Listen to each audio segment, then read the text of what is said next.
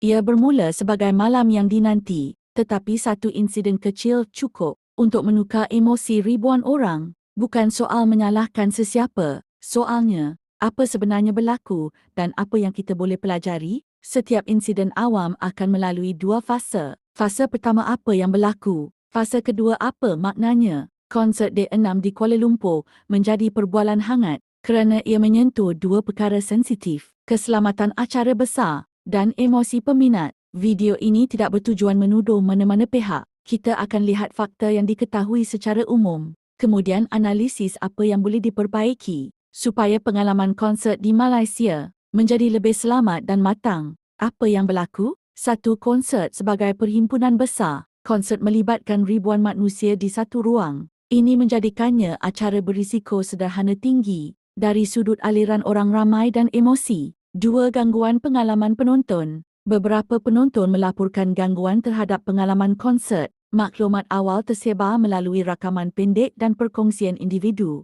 Tiga, media sosial mempercepat naratif. Potongan video dan cerita separuh lengkap bergerak lebih pantas daripada penjelasan penuh. Ini membentuk persepsi awal masyarakat. Penting, fakta lengkap biasanya memerlukan masa. Persepsi awal jarang menggambarkan keseluruhan gambar. K-Nets versus siblings has got to be one of the most funniest and entertaining things that I've seen in a while. So Rena akan explain kenapa benda ni terjadi, apa pengembangan dia dan apa pendapat Rena. So this whole thing started sebab ada konsert K-pop dekat Malaysia. And standard lah, kalau you pergi konsert, you nak enjoy the performance live. Tapi masalahnya, during the concert, ada admin daripada Korean fan sites yang bawa masuk professional photography tools untuk record that concert dan untuk buat content untuk diorang punya sites. And usually these sites are run by Koreans. So fans Malaysia tak berapa happy lah and they vented it online because number one, rules are rules and you should respect that. And number two, it ruins some people's experience dekat sana because when you have professional tools, then of course you akan block people's view, dia kacau orang lain punya experience. Tapi masalahnya, the netizens ni, dia orang tak boleh terima teguran. Dah lah dia orang dah salah, tak minta maaf, lepas tu start jadi racist. Dia orang start mengutuk Southeast Asia, cakap yang kita ni miskin lah, kulit gelap lah, tak cantik lah. Lepas tu samakan Southeast Asians dengan binatang lah. So basically colonizer mentality and behaviours lah. And Southeast Asia is not having that. And kita orang semua dah tahu tentang siblings. Maksudnya Southeast Asia siblings. Kita memang act macam sibling. Kalau kita mengutuk each other, it's all good. Sebab deep down inside, we love each other. Kalau kita memerlukan pertolongan antara satu sama lain, we're very efficient at it. Tapi jangan orang luar mengutuk kita orang punya siblings. Kita akan bergandeng bahu dan kenakan kau balik. Jangan lawan dengan netizen Malaysia, dengan netizen Indonesia, Thailand. Kita orang bergabung, orang luar will not have a chance. And in the end of the day, kenapa Rina rasa kita semua bergabung kuasa dan bagi balik setepek dekat K-Nets ni is because number one, we hate colonizers. We hate racist people. We hate people who think that they're superior from other people. Macam Zionis, faham tak? So to me, it's totally fair for everybody to hate on that concept. Now, a disclaimer, I do not think that all Koreans think like this because ada je orang Korea yang datang and cakap, I'm sorry for the way that some K-Nets has responded towards this and it does not reflect everybody. And I agreed with that. So kesimpulannya, kalau you dah buat salah tu, belajarlah untuk minta maaf. Tak payahlah kau besar kepala, keras kepala, mengutuk orang lain pula tu. Nanti nampak sangatlah perangai buruk tu, perangai benak tu, terlampau menyerlah. Dah satu negara, your whole society kena kecam globally. Kan dah mendapat.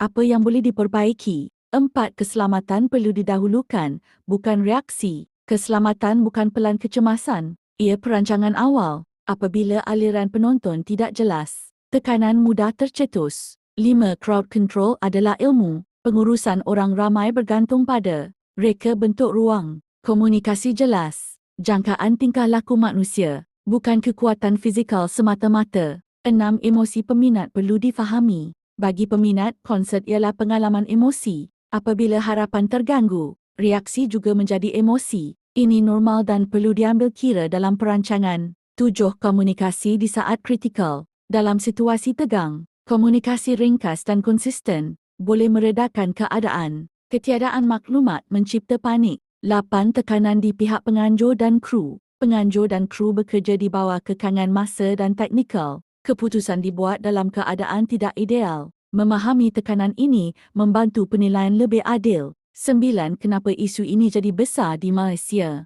Budaya konsert Malaysia sedang matang. Lebih ramai penonton. Lebih tinggi jangkaan keselamatan dan profesionalisme. Ini tanda kemajuan bukan kemunduran. 10 dari insiden kepada standard baharu. Setiap insiden adalah cermin. Ia menunjukkan ruang penambahbaikan, SOP yang lebih jelas, latihan kru, pelan komunikasi krisis. Inilah cara industri bertambah baik. Konsert sepatutnya ruang kegembiraan. Kegembiraan memerlukan keselamatan. Keselamatan memerlukan perancangan. Dan perancangan memerlukan pembelajaran. Soalan terakhir bukan, siapa yang patut dipersalahkan? Soalan yang lebih penting ialah, apa yang kita sanggup perbaiki supaya konsert di Malaysia lebih selamat, lebih berempati dan lebih matang selepas ini? Semua ini berawal dari insiden di konser K-pop Day6 di Kuala Lumpur pada 31 Januari 2026.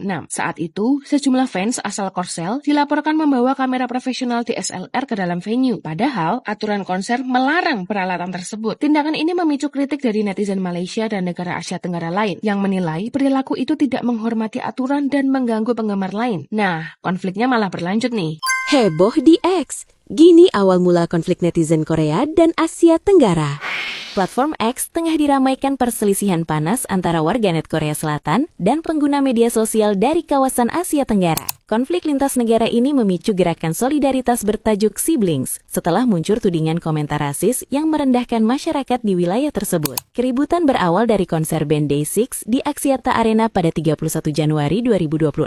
Sejumlah fansite asal Korea diduga melanggar aturan dengan menyelundupkan kamera DSLR profesional ke dalam venue secara diam-diam. Alih-alih meminta maaf saat ditegur petugas, beberapa fansite justru disebut mengeluarkan komentar bernada rasis yang memancing emosi penggemar setempat.